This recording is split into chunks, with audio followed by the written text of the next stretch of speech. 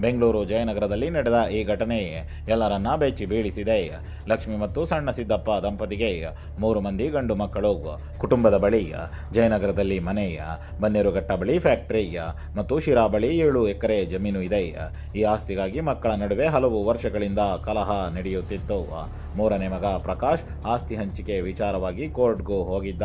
ಇತ್ತೀಚೆಗೆ ಜಯನಗರದ ಮನೆಯ ಬಳಿ ಬಂದ ಪ್ರಕಾಶ್ ಮನೆ ರಿನೋವೇಷನ್ ಮಾಡಲು ಮುಂದಾಗಿದ್ದಾನೆ.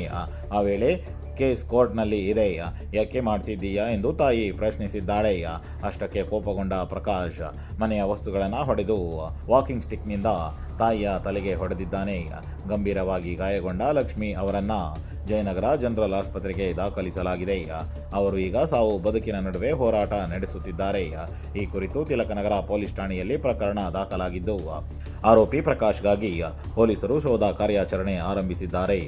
ಆಸ್ತಿಗಾಗಿ ತಾಯಿಯ ಮೇಲೆ ಕೈ ಎತ್ತಿದ ಈ ಘಟನೆ ಜನರಲ್ಲಿ ಆಕ್ರೋಶ ಹುಟ್ಟಿಸಿದೆ.